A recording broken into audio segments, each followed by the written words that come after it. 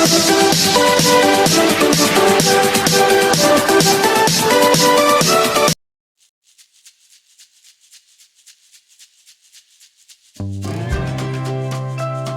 warahmatullahi wabarakatuh. Selamat pagi dan salam sejahtera untuk kita semua. Anak-anakku, bagaimana kabar kalian? Semoga kalian selalu sehat dan terus bersemangat. Bersama BGRI, kita jumpa kembali dalam video pembelajaran cerdas tangkas semester 2. Kali ini kita akan membahas tema 8 subtema 1 di pembelajaran yang ke-1. Anak-anak, sebelum kita belajar, yuk kita berdoa sesuai dengan ajaran agama dan keyakinan kita masing-masing supaya mendapatkan ilmu yang bermanfaat. Berdoa dimulai. Berdoa selesai. Langsung saja, yuk kita simak pembelajaran berikutnya.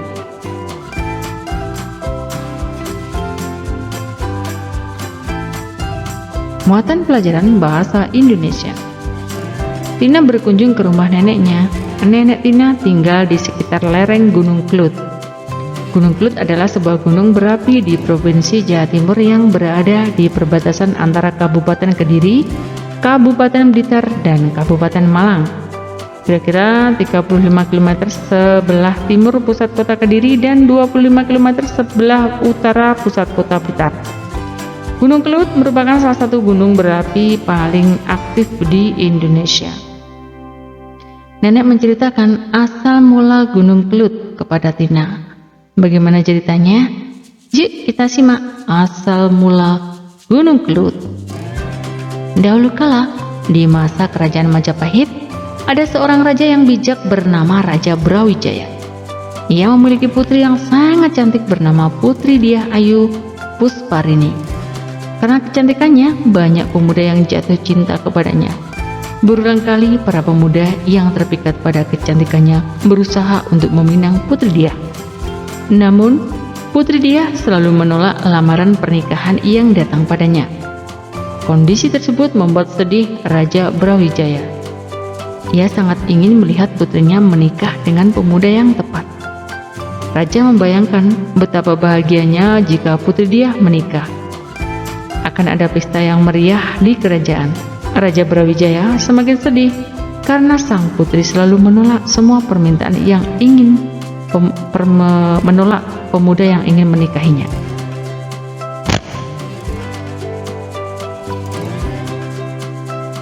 Raja pun berpikir untuk mengajak Putri Diah berbicara empat mata karena beranggapan sang raja sudah semakin tua ya. Raja Brawijaya ingin mengadakan sayembara bagi siapapun yang bisa meregangkan busur Kiai Garudayaksa dan mengangkat gong Kiai Sekar Delima. Ia akan menjadi suami Putri Diah. Putri Diah kaget namun tidak berani menolak permintaan ayahnya. Putri Diah terpaksa menerima keinginan ayahnya. Putri Diah pun termenung di dalam kamar. Dia bingung harus bagaimana. Dia hanya berharap mendapatkan calon suami yang hebat. Karena Putri Diah tahu busur Kiai Garudayaksa dan gong Kiai Sekar Delima memiliki kekuatan gaib. Maka yang bisa hanyalah orang yang hebat. Hari diselenggarakannya sayembara pun tiba. Para pemuda dari berbagai penjuru datang untuk menunjukkan kekuatannya menaklukkan busur dan gong ajaib. Satu persatu para pemuda mulai mencoba untuk meregangkan busur dan mengangkat gong. Namun tidak ada satupun yang berhasil. Raja Brawijaya berencana menghentikan sayembara tanpa pemenang dan ia berpikir tidak akan ada yang bisa memenangkan sayembara. Namun tiba-tiba seorang pemuda datang dan menyatakan keinginannya untuk menjadi peserta sayembara. Semua orang pun menatapnya karena pemuda ini berbeda dengan lainnya. Sangat aneh, kepalanya tidak seperti kepala manusia. Ia memiliki kepala seperti banteng. Raja bingung. Dengan kedatangannya, ia menanyakan namanya. "Siapa namamu?" Pemuda itu menjawab, "Nama saya Lembu Sura." Jika raja ingin menolaknya, nantinya dianggap sebagai raja yang adil, dan jika pemuda itu menang, ia harus menikahkan Putri Diah dengan manusia berkepala banteng. Raja pun menerima Lembu Sura menjadi peserta terakhir. Lembu sura pun memasuki tempat pelataran busur dan gong berada. Kemudian ia mencoba untuk meregangkan busur. Ia pun berhasil melakukannya. Ujian selanjutnya ia harus mengangkat gong. Ujian kedua pun juga berhasil dilakukannya.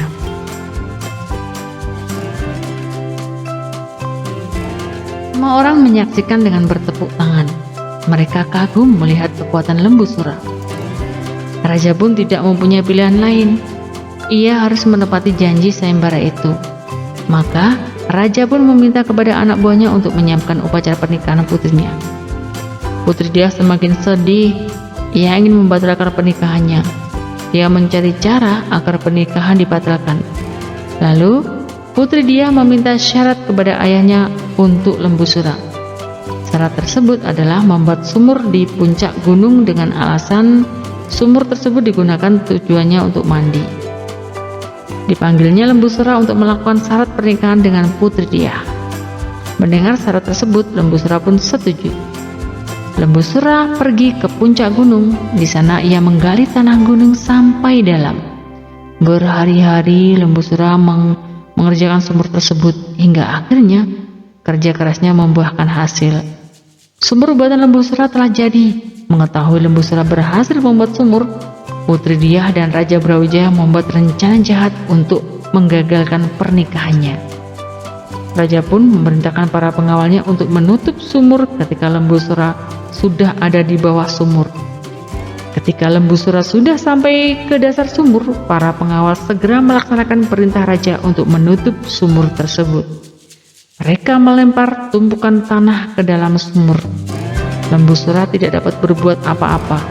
Sebelum meninggal dunia, ia mengutuk Raja Brawijaya dan mengatakan, "Raja Brawijaya, tunggu pembalasan dendamku. Aku akan menghancurkan kerajaanmu." Semua orang yang mendengar merasa ketakutan. Mereka yakin lembu sura akan membalaskan dendamnya kepada kerajaan, karena raja sudah tidak adil dan tidak menepati janjinya. Hingga saat ini, setiap kali Gunung Kelut meletus, masyarakat setempat mengatakan lembu sura sedang membalaskan dendamnya.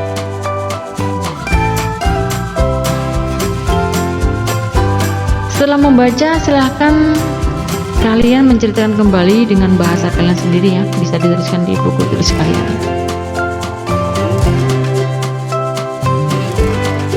Ayo mengerjakan soal-soal berikut ini dengan benar. Penulisan judul pada cerita tersebut yang benar adalah C. Asal mula Gunung Kelut. Nomor 2, tokoh putri dalam cerita tersebut adalah Putri Diah Ayu Pusparini. Sifat lembu sura dalam cerita tersebut adalah bertanggung jawab. Sedangkan sikap raja ketika sayembara dimenangkan oleh lembu sura adalah tidak adil dan tidak menepati janji. Tokoh-tokoh tadi ada Raja Brawijaya ya, Putri Diah, lalu ada lembu sura. Muatan pelajaran IPA, gaya dan gerak. Gaya adalah sebagai dorongan atau tarikan. Dalam kehidupan sehari-hari tidak sadar kita melakukan kegiatan yang berhubungan dengan gaya. Contohnya gerakan dorongan adalah memukul bola pingpong, menutup pintu, menendang bola, dan lain-lain. Sedangkan gerakan tarikan adalah menarik mobil-mobilan, membuka pintu, menarik gerobak, dan lain-lain. Lalu gerak. Gerak adalah suatu perubahan tempat kedudukan pada suatu benda dari tempat awal. Sebuah benda dikatakan bergerak jika benda itu berpindah kedudukan terhadap benda lainnya, baik perubahan kedudukan yang menjauhinya maupun mendekatinya.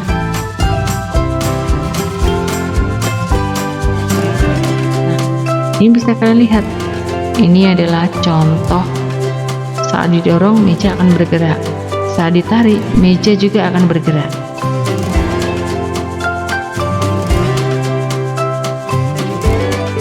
Di kegiatan ini, perhatikan gambarnya dan tuliskan pengaruh gaya terhadap benda.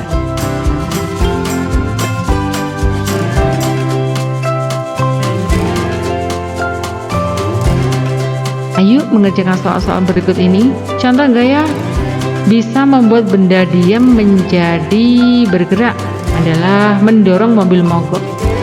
Dorongan atau tarikan yang menyebabkan benda bergerak disebut gaya. Nomor 3. Kegiatan pada gambar tersebut merupakan contoh gaya berupa tarikan. Nomor 4. Perpindahan tempat perubahan percepatan suatu benda karena adanya gaya disebut gerak. Apa perbedaan antara gaya dan gerak? Tadi di slide sebelumnya sudah dijelaskan ya. Bisa kalian geser slide-nya untuk menjawab pertanyaan nomor 5.